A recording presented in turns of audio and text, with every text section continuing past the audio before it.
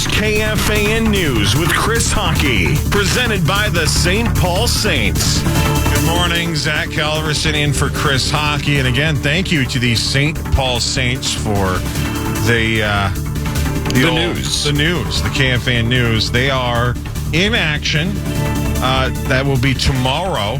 Out on the road. They're back in Indianapolis for a little while. That's where I was last Monday. But they're coming off a big 13-11 win over the Iowa Cubs yesterday. Sorry, Dubs, but you suck. Well, that's me. I said sorry. Alexis, how do you feel about Zach flying to the totality last Monday just to see the solar eclipse? He did that? He did, yeah. Yeah. He flew to Indianapolis for less than 1 day and then came back. Live your life, man. Okay. That's the right answer. Best thing I ever did. Just curious. I stand by that move, and I will forever. Where on your list would a bath in Las Vegas rank? Right behind the totality? Not right behind. Close, though. But close. I mean, it's in the same conversation. Because But I'm you leading. see the moon, right? I'm leading with the, oh yeah. You go over the moon, And right? there's definitely totality going on. Yeah. Okay. Your toes curl. Oh, my goodness.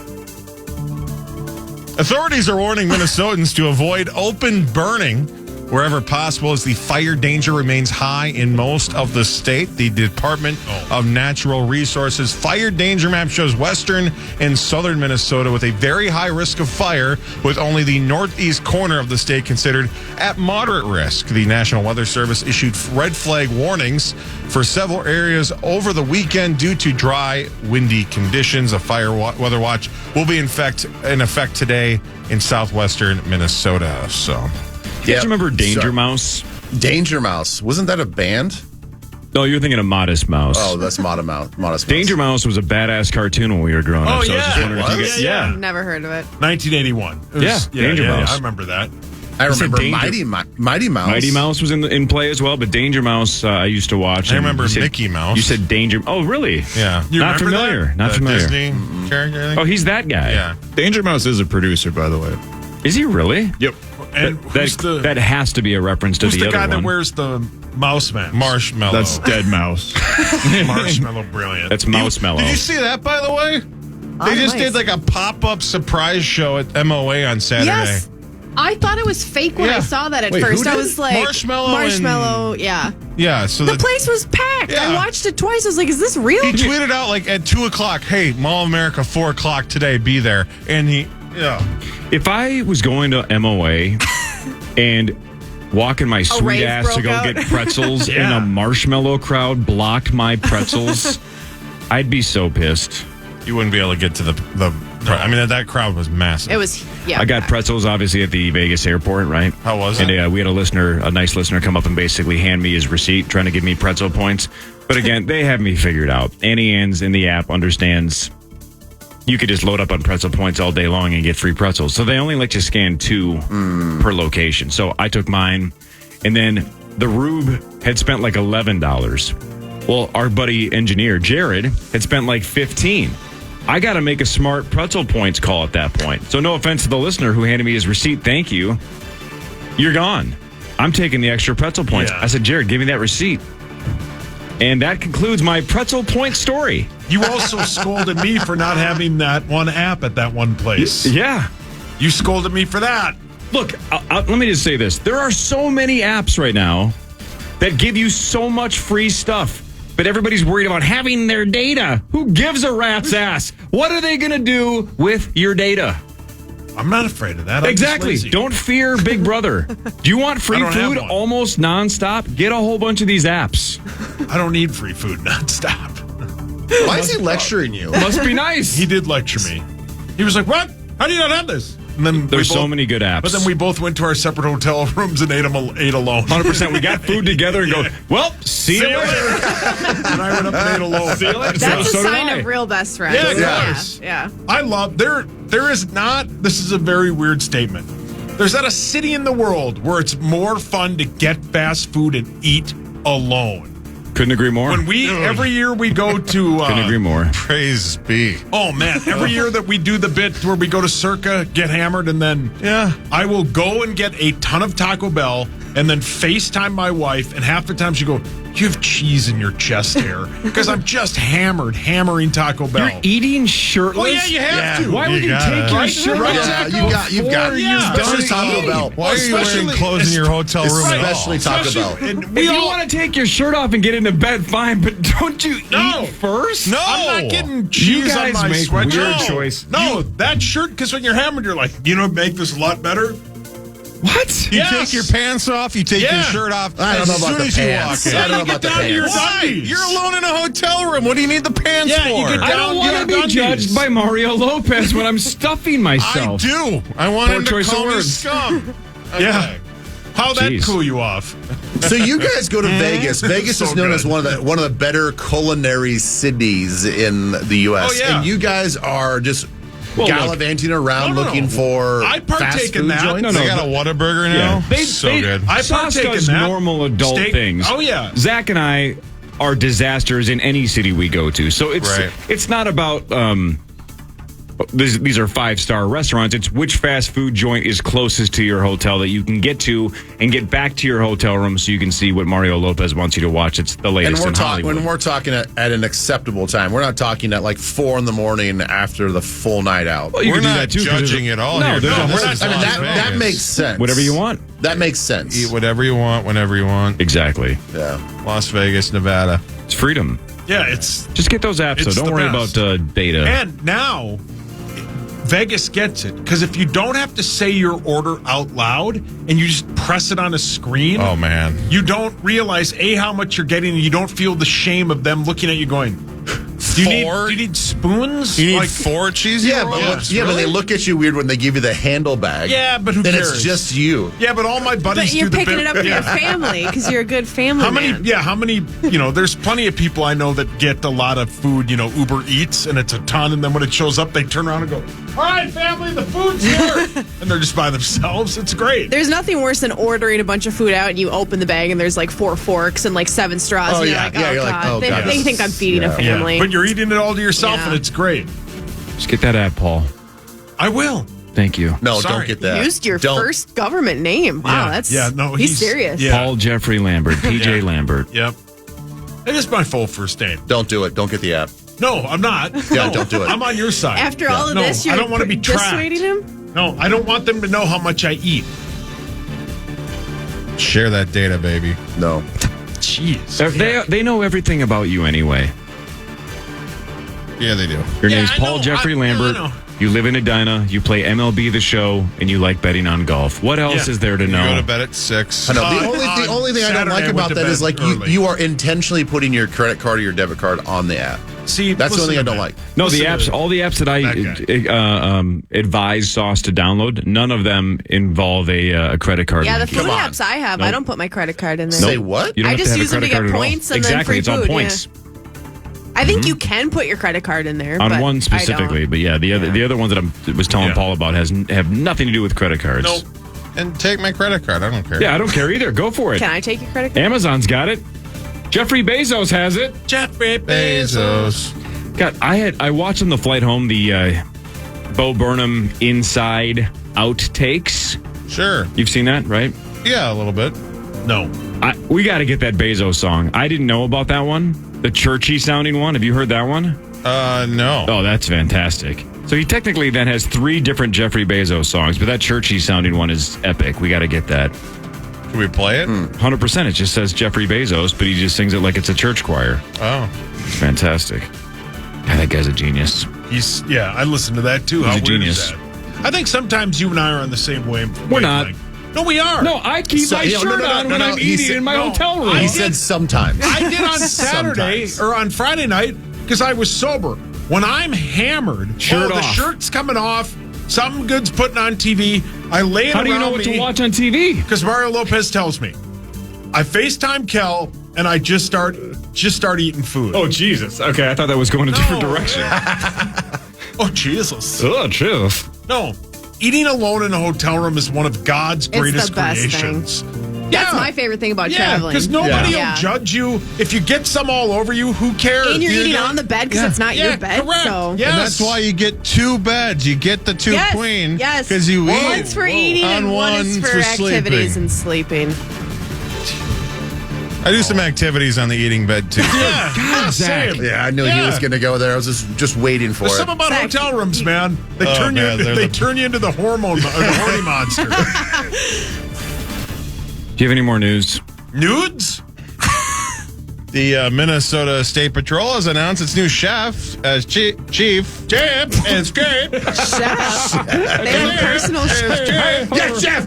Yes, chef. Yes, congrats, Gavin. Congrats to interim Colonel Kristina Bogojevic, Nice. You crushed who that. replaces Colonel Matt Langer. What was harder to say, Chief or her last name? Apparently, chief. This is we've a, been talking food, all right? I'm sorry. This is a textbook definition of pre-reading your news stories. Well, I did, but I don't know. I didn't. Let's just move on. Sauce, you want to do sports when we get back? I would love to. All right. More of the Power Trip Morning Show after this. Alexis is here. Ben Leber is here. We'll talk about the Masters, the Wolves matchup against the Suns, and more after this on the Fan.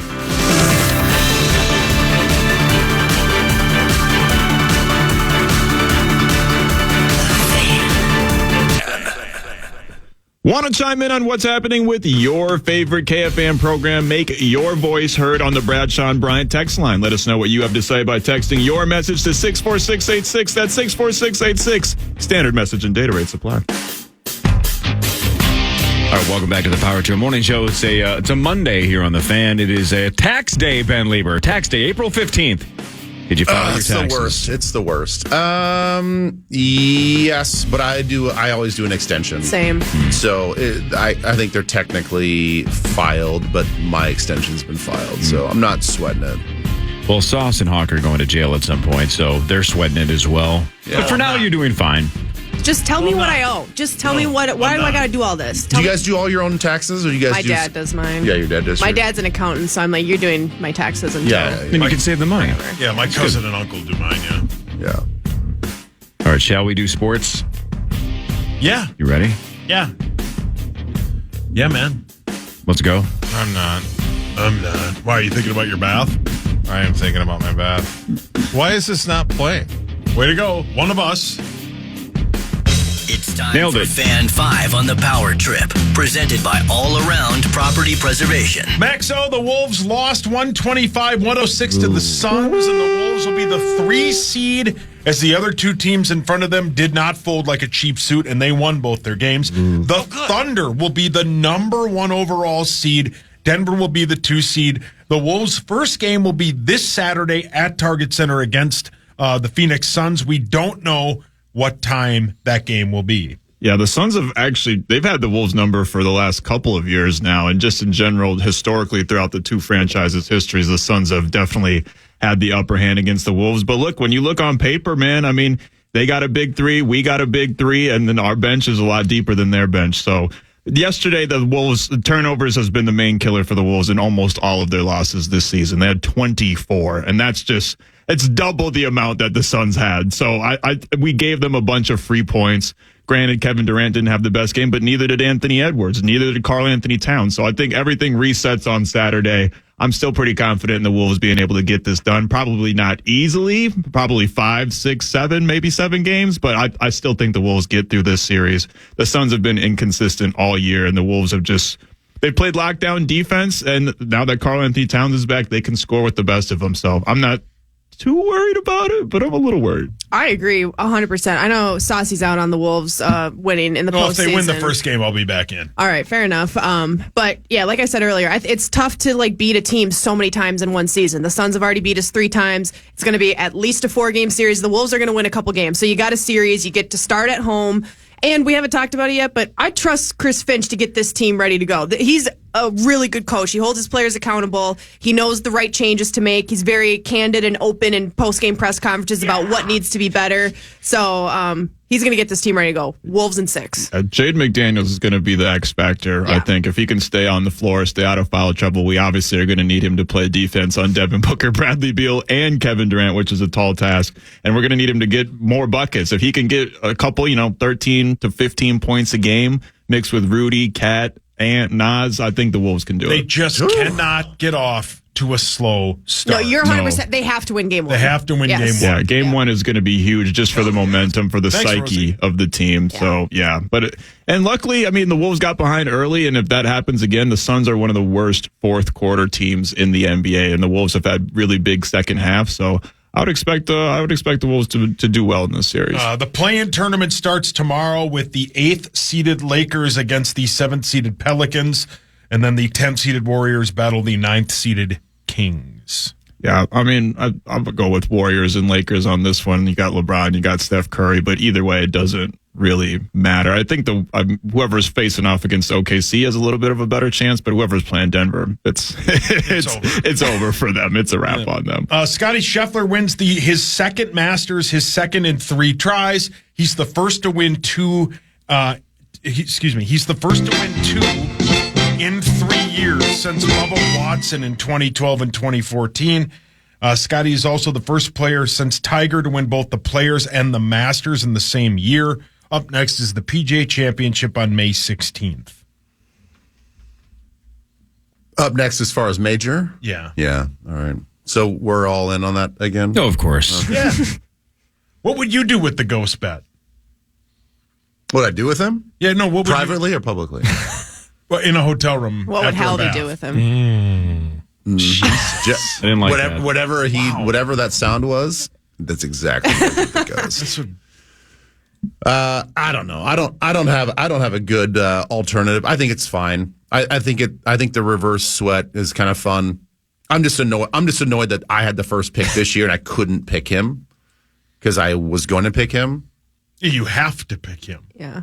Yeah, and I couldn't. How did Rahm finish? Pretty much right with Tiger. Yeah, he's pretty bad. Yeah, he's pretty bad. The Wild crushed the Sharks on Saturday 6-2. They have 2 games left starting tonight against the Kings in LA at 8:30. Yeah, it's over. It's a wrap. They started too slow.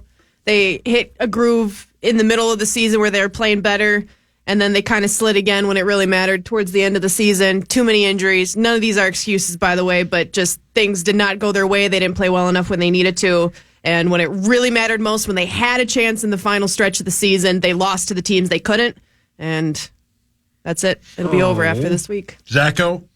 Yeah, it's a shame. I will say more than usual. You could lean on that excuse more. I know that they hate that, but like the Wild had consistently key players gone almost this entire season. Spurgeon was out for basically the entire year. Right. He played, 10 games this year? It was ridiculous. Kirill was hurt. Yeah. Brodeen was hurt. Right, and I'm Cindy Lauper.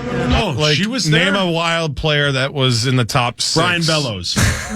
He's not hurt anymore. Petey Pablo. Yeah, Petey Pablo. Pablo has been out for years. Only the second time the Wild have missed the playoffs in the last 12 years, though. So and we're closer to getting out of cap hell. I think this season was what a lot of people would have expected to happen with the Wild. Not the injury part, but I thought they were on the fence to make the playoffs. That's ultimately what it came down to. They did play worse through chunks of the season than I thought they would heading into this season. But I do think they're a better team next year. The best part about this last couple weeks of play, even once the Wild's playoff hopes were looking slim and then once they were finally eliminated, the young guys on the team have been playing awesome. Husnudinov has been great. Ogren gets his first goal the other day. Volsted's played good in his last couple starts here. Rossi's not a bust. Rossi's not a bust. It looked like he was going to be, so it's awesome that he's not. So that has been the best part is these young guys have been really, really promising down the stretch of this regular season. So I do think this Wild team is better next year. As long as they're healthy, you get your captain back. You get your key pieces to be healthier for longer chunks of the season. I do think they're back in the playoffs next year. But then what? What do we do at goalie? Good question. I don't think it's a guarantee Fleury's done. I really think he's the kind of guy who could want to come back. I mean, the guy loves the game. I don't know many athletes in hockey that love the game more than Fleury does, especially for his age. I mean, sometimes you get to that age and you don't feel your best. You feel you're not playing your best. Maybe you're not with the right team anymore to win a Stanley Cup. But Fleury, man, he loves the game. He had a chance to go somewhere else at the trade deadline and wanted to stay with the Wild. So I think that says a lot about, how he feels about this team and this town, and maybe what the Wild had a chance to do. Unfortunately, it didn't work out this year, but I don't think there's a guarantee he's done. And I think if you took someone who didn't watch hockey and had them watch Fleury play a hockey game, you wouldn't guess that he's in the twilight of his career. You might think he's still right in the midst of it. So I don't look at him and say, well, he's washed up, he's done. I mean, he still was playing really good hockey this year, won us some big games, had some big moments this year. Volsted's going to be, I think, a really good goaltender.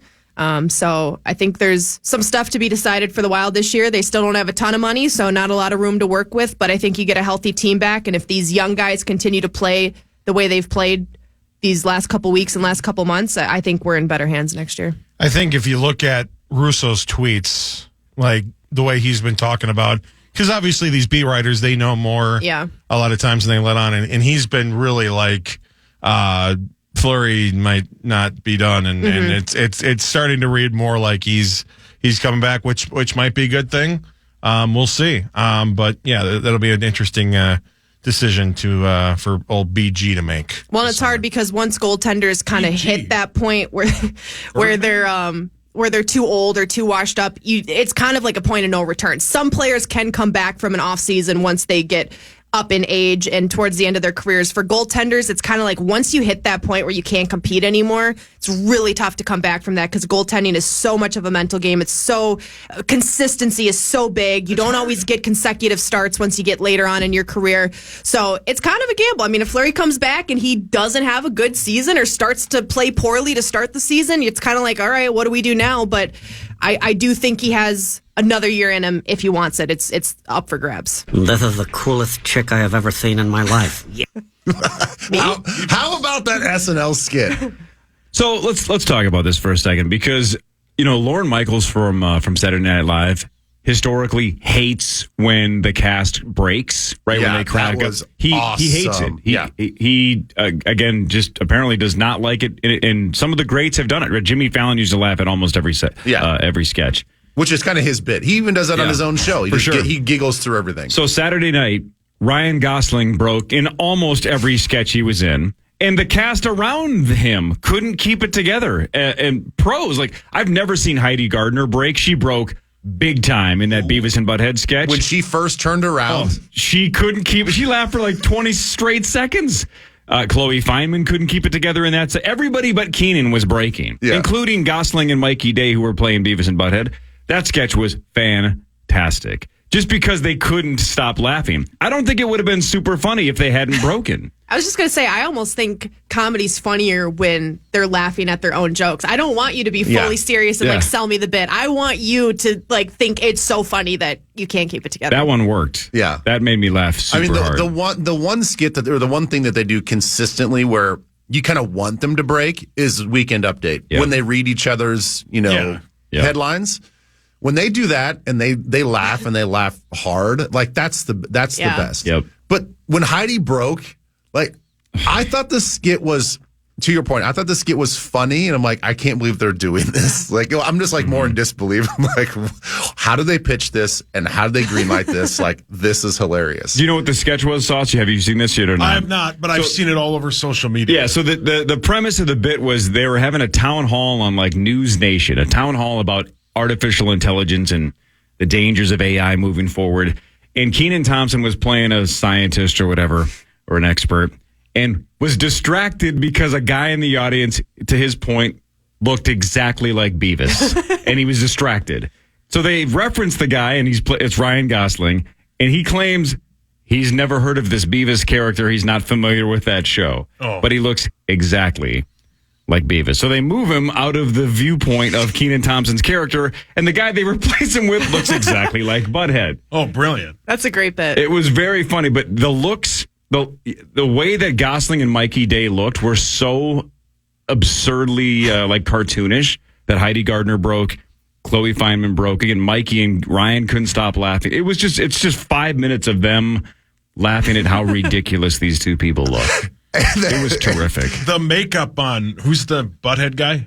Mikey Day. Is Can I see? really good. Yeah, he's got the exposed gums. And the exposed gums and the constant that's great. mouth open. Yeah. And both of them just kept saying, I'm not familiar with this show. I've never been told I look like this person that you're That's referencing. funny. So you I'll get have to the watch impression when you watch it, it seems like Heidi's seeing Beavis for the first time. Yep. And I'm like, did she intentionally not? Because they go through a rehearsal. Yeah. But I wonder if in rehearsal, if Gosling They just didn't sat wear there in his normal clothes, I just bet, as yeah. Ryan. Oh, So maybe not all done up. maybe makeup-wise almost and as with the wig. like a first look at a wedding. Maybe when she turned around, that was the first time she had seen him. Because the way she reacted, she was not ready for that She was look. not ready for it. God, that was good. That was really good. Man, I love Beavis and Butthead. And Keenan's delivery was great because he's like he gets it. He's laughing. He's smiling hard, but he's not laughing. Like This he's is so great. It was so good. And then they laugh Do they like at talk the end. like that?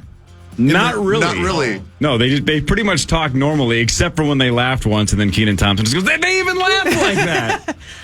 Super good. No, I thought SNL was fantastic on Saturday. It's the other sketch with Ryan that he couldn't keep it together on, where he kept whispering. I never saw. I just saw the viral clip of the Beavis and there were a Butthead. couple others that were fantastic. Caitlin Clark did a good job. She made a cameo I heard on she did Weekend really Update. well. That was a funny bit. Yeah. Making Michael Che look dumb for always making fun of women's sports. That was kind of funny. It was a good bit. Vikings news when we come back. We'll talk NFL draft with Ben Leber. We're just a week and a half away. See what he thinks after this. Power Trip Morning Show fan.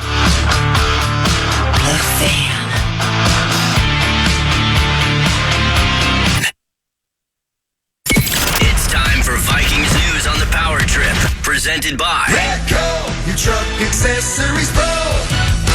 All right, Benjamin. The Minnesota Vikings will select, for now, 11th and 23rd, a week from Thursday. We're almost there. 1.5 weeks away from the NFL draft, round one. The Vikes have 2 first-rounders. Has your opinion in the last month or so changed? Where are you at now? What are you thinking? What's the steam? Just where is your general mindset a week and a half out? What are you thinking? Well, I mean, my mindset is we are probably most likely going to move up. I mean, I would say 90% certainty we're going to move up. We're going to try to get up there to get, what they think is their guy, which, in the draft, as far as the big board, is probably going to be the 4th ranked quarterback. But, as we were talking earlier, the 4th ranked quarterback actually might be a great fit for the Vikings. I don't know. I mean, Jaden's a great player. Not sure his skill set fits exactly what KOC's looking for. And then it's a toss-up between what, these are all the things that we don't know, is like, how do they really think Drake May is? There is that connection with McCown and with JJ. And, now you got, Penix and Bo Nix in the mix as well, down the way. But, you don't know where they stand with everybody. But it sounds like those 2 guys that I mentioned are going to fit great in this offense. So I think they're going to try really, really hard to package up that 23 and a future pick to move up. I don't know if I want to ask this question from your perspective or from Kwesi's perspective, but what do you think best case scenario for the Vikings is next Thursday, and what's worst case scenario? Best case, they can get up to 4. And get who?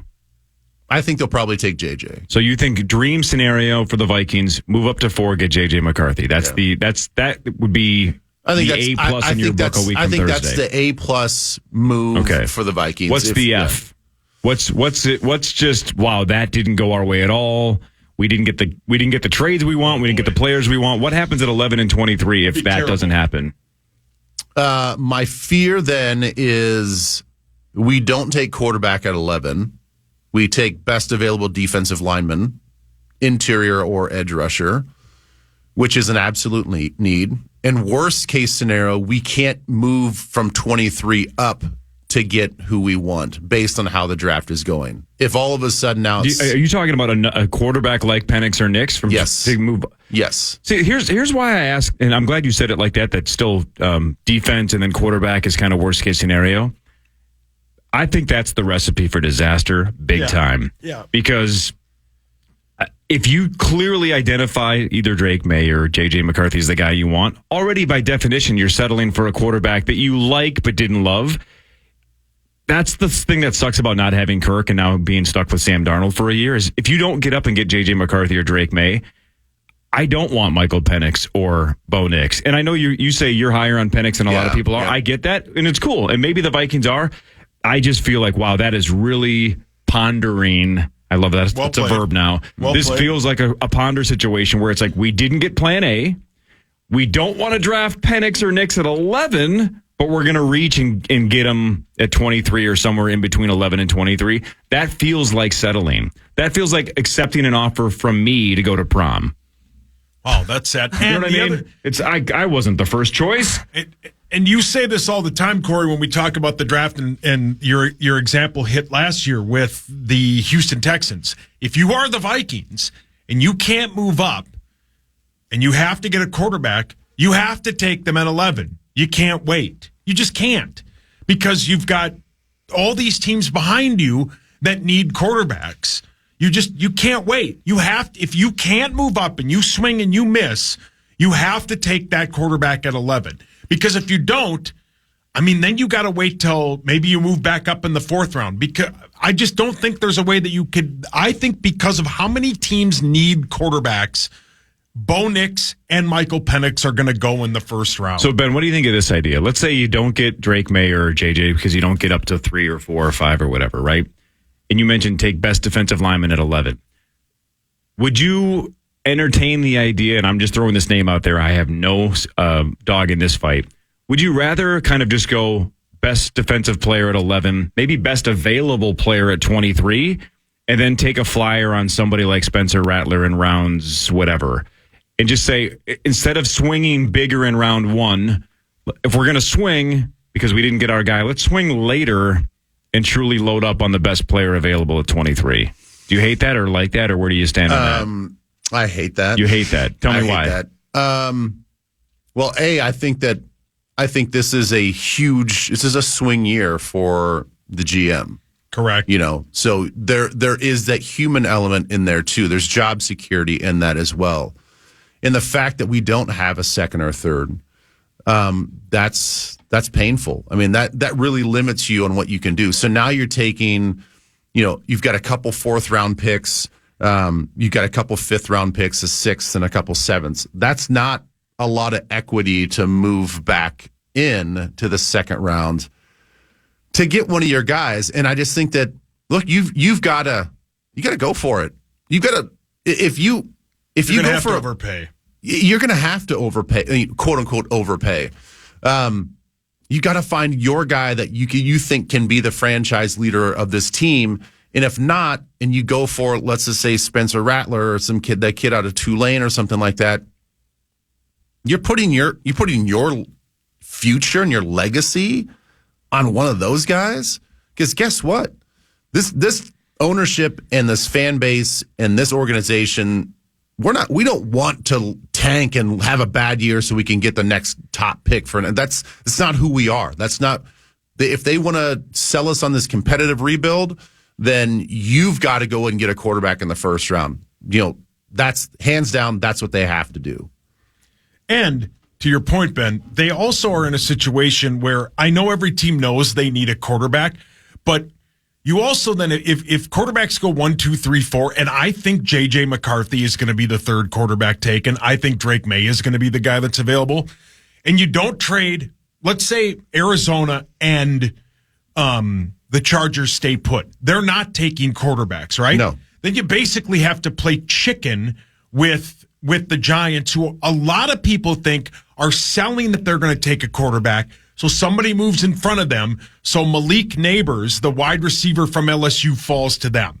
They have too much money in the quarterback room. When Daniel Jones is healthy, he won them a playoff game. Granted, it was against the Vikings and their bad defense, but he won a playoff game. So then you have to start weighing how far up you're going to go. The Tennessee Titans aren't going to take a quarterback. The Atlanta Falcons aren't going to take a quarterback. But then you have to get into that. When does Denver jump? When do the Raiders jump? When do the Saints jump? Right? So you're playing chicken if you can't get one at 4 or 5, because then you're just waiting. They are going to, quote unquote, overpay. I still think they can get to the third pick. I think there's enough people in that New England room that are going, man, I know Drake May might be our guy, but we're going to put him behind a non-offensive line, no offensive weapons. I know it's the biggest position they need, but they get 11, 23. They have the second pick or the third overall pick in the second round. They could get a left tackle, a right tackle, and a wide receiver with those 3 picks. They're going to be a bottom 5 team next year with 2 great quarterbacks that they could get themselves into. Somebody is going to talk New England into moving back. They just are. Elliott Wolf, the guy who is now the pseudo GM for that team, watched them all last year put Mac Jones behind an awful football team. Watch what they needed when they drafted, his dad drafted Aaron Rodgers. You got to have a team around a young quarterback. You're going to want to put a guy on that team. Watch what happened to the Panthers. I know he might be good in a couple of years, but don't you think the Panthers would rather have the first overall pick this year? I'm just saying, right? Well, see, that is where you make a great argument. If the Patriots want to go that route, that's fine. But I still think if you have the opportunity at number 3 to get what you think is going to be a great quarterback, I think you just do it now. You look at the Patriots and how they were built with all those championships. If you take Tom Brady off of any one of those teams, did they have elite talent around him? No, they did not. No, and the he's also the greatest quarterback of all time. I get that, and it's hard to say that we're going to find the next Tom Brady. We're going to find the guy that has as much leadership and all the other outside factors. Because Tom Brady, the reason why he doesn't have the great physical traits. Like, you're looking for a guy that can be an absolute dog and make everybody around him great and excellent. If they think they can find a guy that's maybe comparable, maybe has a little bit better skill set, all that other stuff, you don't need to have the best left tackle in the game. You don't need to have the best wide receiver in the game. That is continually what teams are trying to find, is the right mix. Same thing with the Kansas City Chiefs. I know that Patrick Mahomes, he's an X factor. But if you think that it's sitting at number 3, you can find an X factor at quarterback, he's going to make the whole team exponentially better than one wide receiver, than one offensive tackle, than one running back. So if I'm the Patriots and I feel like I can find a game changer, look, if we can find a guy that can create, move around, use his mobility, be creative, if we can find that guy at 3, he's going to make everybody around him just a little bit better. And then next year, and then through free agency, we start building through what we see out of that quarterback. If I'm Elliott Wolf and I'm the Patriots, sure, I can put all this stuff out there to see what kind of deals we can get. I take quarterback at 3. Arizona's next on the clock for a trade, and I've already stated my whole thing about the Chargers. I don't think the Chargers want to do a deal with the Vikings. That's probably the last team they want to do a deal with. Doing a deal, in division with the Broncos, also probably not going to happen. No. The team that I worry about the most that nobody talks about is the Jets. I think the Jets, they obviously know that Aaron Rodgers is on a 1-year deal. They have nothing afterwards. It's a very good point. Robert Saleh is in another situation where his future and legacy is all dependent on 1 year with Aaron Rodgers, and they know after that, if they don't win a Super Bowl, if they don't go to the playoffs, he's gone. So what is their backup plan at quarterback? I think they find it in this draft. I would not be surprised if that's another team that we have to fight in our ability to move up. I like when this show accidentally goes full circle. Zach Halverson, do you remember a couple hours ago we talked about how you had an empty wallet and had all the money that you had left in Vegas on Black 31 and then it hit? That's crazy, right? Yeah. You got to empty the wallet and overpay. Yep. Because if you don't, you're going to go home broke. Because so far your drafts have been terrible. Right. If nothing's working, I don't think a lot of people have faith in Kwesi right now. This is your way to go all in. If it doesn't work, you're fired. But if it works, then you've just extended your GM hood for 5 years? Right. And drill the quarterback, and drill the quarterback, and we're all going to love you. Zach's seen that. Calm down, Zach. The other thing too, though, to the Patriots rebuild that they need to make, because if you look at this offensive line, it's brutal. Right? It's bad. The Patriots' offensive line is bad. You also, though, the other thing in the back of your mind, if you're the Patriots, is you say, okay, all right, hypothetically, we'll move back to 11 and we'll take 23 and we'll take next year's first, right? You have to think, we heard this from multiple people. The reason nobody will trade up with the Vikings in the past is they thought they would be too good of a team. You have to think in the back of your mind, well, this team, we know the defense is fine, but the offense with a rookie or Sam Darnold, this is maybe a 5-win team. Vegas thinks the over-under is 6.5. That's a top 10 pick. So if you're the Patriots and you do this trade, you might be armed next year with pick 10 and 4. That gets you anywhere in the draft. That gets you any of those quarterbacks. There are people that are saying that the price to get up to 3 or 4 is not nearly as high as we think that it is. So do you believe that the first rounder next year has to be a part of this, or do you think that 11 and 23 and maybe a random pick this year is enough? I think it's going to take more than 11 and 23. But not next year's first. You got 2 fourths. I don't know if that'll help, but... Maybe not next year's first, but it's going to be pretty close. Because the thing is, again, there is going to be a bidding war. Yeah, and it's already started, right? It's already started. So who knows how sweet that pot is right now? We don't know what the Broncos are offering. Obviously, the Broncos don't have a 23rd. They don't have another first-round pick this year. So, I feel like we are sitting in the captain's chair as far as giving the best available package.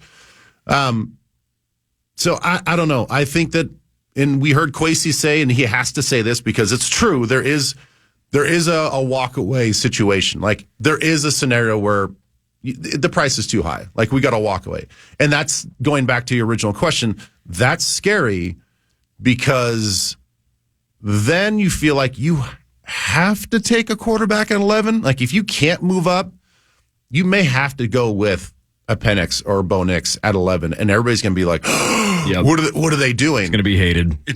But the thing is, you can't wait till 23. Correct. Because the Rams are probably going to look at quarterback. If Cowboys maybe. The Cowboys are maybe going to move up a couple spots above us to try to get a quarterback.